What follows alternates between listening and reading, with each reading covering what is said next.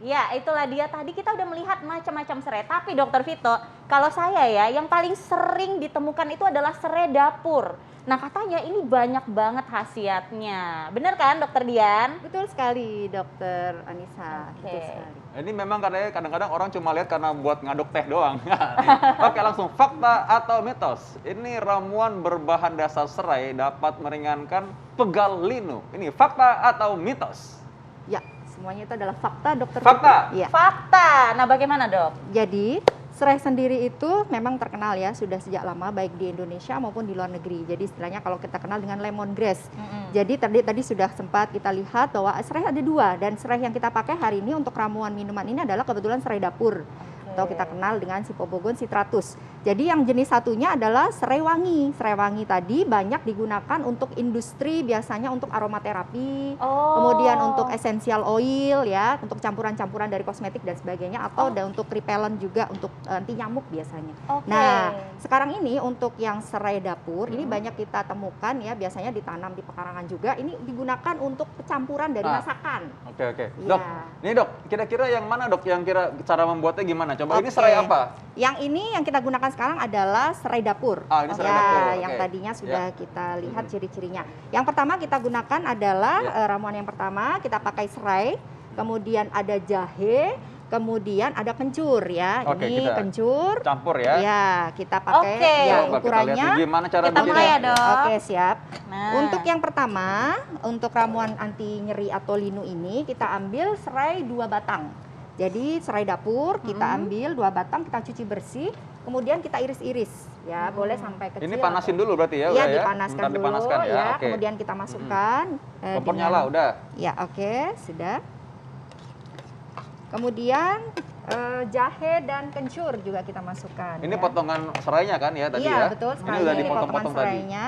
Kemudian jahe ini sebelum kita masak, kita cuci bersih, kita bakar, kemudian kita memarkan. Dibakar ya? Iya, dibakar ya, fungsinya adalah untuk mengeluarkan minyak atsirinya supaya lebih tajam. Jadi ginger roll-nya dia Berapa lebih lama sih dok dibakar dok? dibakar biasanya 2-3 menit cukup. 3 menit cukup sampai ya. aromanya biasanya keluar, Dokter Vito. Jadi dia geprek keluar. dulu baru dibakar atau dibakar? Dibakar dulu baru digeprek. bakar dulu baru geprek. Kemudian ini Ini diminumnya kencur. sehari berapa kali, Dok? Kalau untuk ramuan yang untuk linu ini 2 kali maksimal. Karena dosis bonggol untuk maintenance itu biasanya 2 kali 2 batang untuk serainya. Jadi untuk satu resep tadi kan ada 2 batang serai. Ya, jadi maksimal 2 gelas. Ini airnya tadi 400 ml ya? Dok? Iya, 400 ml airnya. Oke. Oke. Dok, kalau misalkan nih ada orang yang mungkin mau minum sehari-hari untuk misalkan ya setiap sarapan pagi atau tiap sore-sore, walaupun dia nggak sakit, boleh-boleh aja kan? Sebenarnya boleh, asalkan orang itu tidak kontraindikasi. Jadi sebenarnya serai pun walaupun dia termasuk bumbu dapur yang memang relatif aman digunakan, kita harus tetap memperhatikan. Ada orang-orang yang sensitif terhadap komponen serai. Contohnya kalau dia pakai minyak serai ada atau lemongrass, dia gosokkan ke kulit, cenderung keluar merah atau alergi. Nah, itu juga hati-hati ketika mengkonsumsi, dikhawatirkan juga alergi. Kemudian yang kedua pada ibu hamil. Jadi ada sebuah penelitian juga bahwa serai ini sendiri meningkatkan sirkulasi darah pada menstruasi. Jadi dikhawatirkan kalau digunakan pada ibu hamil, khawatirnya malah terjadi hal-hal yang tidak diinginkan seperti abortus dan sebagainya, atau bahkan khawatir ada perdarahan yang tidak diinginkan. Oke, nah dok, ini kira-kira orang-orang yang menderita penyakit apa saja yang tidak boleh konsumsi serai? Yang tadi, satu alergi terhadap komponen serai, kemudian yang kedua adalah ibu hamil. Oke. Ya. Nah, kalau anak-anak boleh nggak dok dikonsumsi? Boleh, sebaiknya kalau menggunakan jamu sejenis ini sebaiknya di atas 12 tahun lebih aman. Oke. Ya, Nah ini- dok, ini berapa lama nih kita rebusnya? 15 menit dengan api kecil sampai dengan airnya menjadi 1 gelas. Oh. Tadi kan 2 gelas, 400 ml sampai dengan menjadi 1 gelas. Jadi Oh. namanya infusa tekniknya ini. Oke, baik pemirsa semua, ini sambil menunggu nih airnya mendidih dan kita bisa melihat hasilnya. Jangan kemana-mana, kita lihat dulu tayangan satu ini, tetap di Hidup Sehat.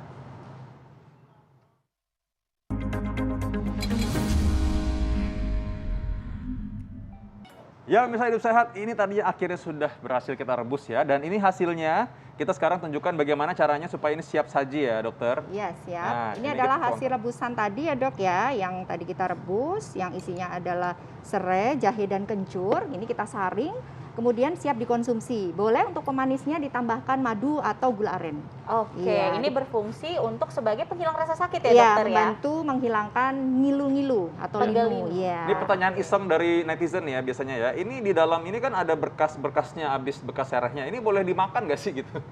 Atau direbus lagi gitu? Iya, direbus kan ulang, ya. mau hemat-hemat kan. Menghemat. Sebaiknya tidak lebih dari 1 hari dan disimpan di kulkas. Oh, Sebaiknya. oke. Jadi Iya. masih bisa ya. Masih Oke. bisa, iya. Oke, nah baik dok, ini fakta mitos selanjutnya. Menurunkan kolesterol dapat dibantu dengan konsumsi ramuan alami serai. Ini fakta atau mitos dok? Fakta.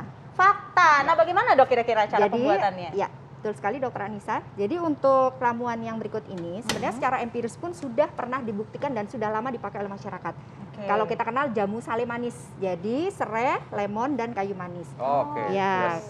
kita ambil untuk ramuan yang berikut ini adalah 4 batang serai, dicuci bersih, kemudian kita iris-iris, kemudian kita masukkan ke air yang dididihkan. Nah Ya. ini sarehnya ini tadi kan bedanya tadi ada bagian pangkalnya, ini bagian batangnya semua ya berarti ya? Ya, batang sama pangkal boleh dipakai pangkal dok, juga boleh semuanya dipakai? bisa, Oh. ya. Baik. Kemudian berikutnya kita masukkan kayu manis 2 jari, ya. Nah, ini kita didihkan, kita tutup. Jadi untuk memasak dari ramuan ini sebaiknya kita tutup supaya minyak atsirinya tidak keluar. Jadi di dalam serai ini yang manfaatnya banyak itu adalah salah satunya di minyak atsiri. Di situ ada citral, ada myrcen dan sebagainya. Dia termasuk di dalamnya menjadi antibakteri. Ada uji di situ menjadi antibakteri, antifungi dan sebagainya. Dan di samping di dalamnya juga mengandung flavonoid yang memang kita kenal sebagai antioksidan yang sangat tinggi sekali. Wow, anti Nah, flavonoid itu flavonoid. anti penuaan atau awet muda Awet ya. muda, anti-aging, ya. Kemudian juga ada taninnya juga. Nah, ini semua kita ada di serai ini dan jika diolah secara optimal dan benar dapat dimanfaatkan untuk membantu menjaga kesehatan tubuh. Salah Oke. satunya kolesterol tadi membantu menurunkan. Tapi dok, kalau misalnya untuk kolesterol, kira-kira konsumsinya berapa kali sehari dok? Kalau untuk kolesterol ini karena dia sudah memakai 4 batang serai tadi ya, cukup sekali. Jadi 1 kali 1 gelas. Jadi tadi kan 400 ml ya Dokter Anissa, Dokter Vito. Jadi ini kita jadikan sampai 2 gelas. Oke. Maaf 1 gelas. Jadi dari 400 menjadi 200 ml. Ya. Nah ini ada Nah. orang yang mungkin minumnya ketika lagi makan makanan yang berlemak saja. Betul. Atau mungkin dia tiap hari aja minumnya, aman nggak sih gitu kan? Ada kayu manisnya loh kan, kayu manis biasanya kadang-kadang nggak boleh kan minum tiap hari gitu katanya. Sebenarnya gini dok, jadi untuk maintenance sebaiknya selama dia tidak melebihi dosis yang dianjurkan itu tidak apa-apa. Karena bahan-bahan yang kita pakai hari ini adalah semua bahan-bahan dapur yang range keamanannya tinggi. Dan uji toksisitasnya juga sudah jelas bahwa itu sangat aman gitu ya. Oke. Termasuk kayu manis manisnya, ini ya. sebenarnya ya sinamaldehidnya sangat bagus sekali, poten sekali sebagai antioksidan juga dan bisa menurunkan kolesterol juga. Jadi sinergis kerjanya. Gitu. Nah dok, apakah sama seperti yang tadi orang-orang yang tidak boleh konsumsi ramuan ini adalah ibu hamil dan juga orang yang alergi serai? Ya, sama, hampir sama. Dan juga kalau biasanya untuk membantu menurunkan kolesterol, dia biasanya memakai obat ya, obat yang dari dokter biasanya. Ini sebaiknya diminumnya berjarak 2-3 jam dengan obat konvensional. Jadi Oke. tidak bersamaan. Gitu Ya. ya. Ini kira-kira kalau kita panaskan, apakah suhu sedang tunggu sampai ini atau langsung tinggi aja apinya? Apinya awal boleh sedang, Ya. kemudian setelah dia mendidih dikecilkan dok. Jadi Oh. api kecil sampai dengan 15 menit, kemudian dia akan menjadi separohnya kan dari 400 ml menjadi 200 ml dan itu nanti yang terakhir 15 menit Ya. itu yang 200 ml tadi. Baiklah, oke ya. Nah dok, 15 menit kan ramai ya, jadi Iya. kita anggap aja ini udah mendidih gitu Sudah, dok. Nah ya. ini berarti kita saring ya dok ya? Iya, kita tambahkan perasan air jeruk lemon. Nah Oh, ini, oke. kalau ibu-ibu yang kritis suka nanya nih, lemonnya apakah tambahkan langsung ketika api mendidih atau nanti setelah sudah dituangkan di gelas? Jadi ini kita saring dulu Dokter Vito Ya. ke gelas.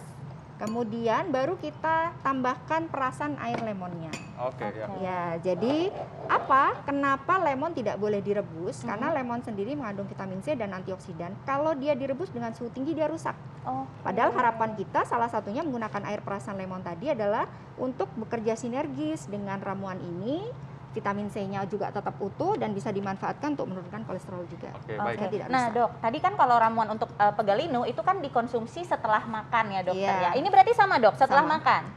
Boleh, ini setelah makan juga bisa. Tapi sebenarnya gini, kalau tadi ramuan yang pertama ada jahe ya. Ya. Jahe itu kan dikhawatirkan kalau pada perut kosong menimbulkan tukak lambung. Jadi makanya dikonsumsinya setelah makan.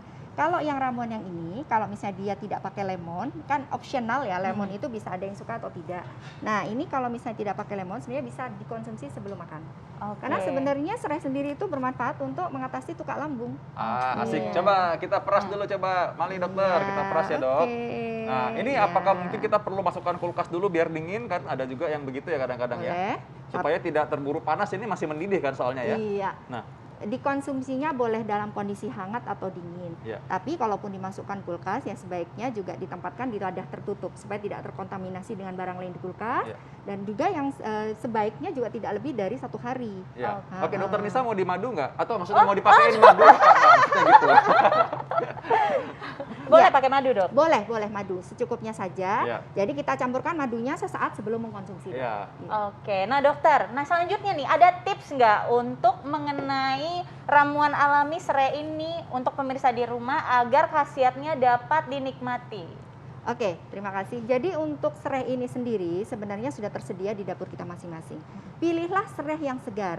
Jadi tidak busuk dan sebaiknya juga tidak kering. Kalaupun dikeringkan, pakailah pengeringan yang memang sudah standarisasi. Jadi misalnya oven atau pemanasan suhu rendah yang sudah diajarkan pasca panen seperti apa tuh ada ya dok.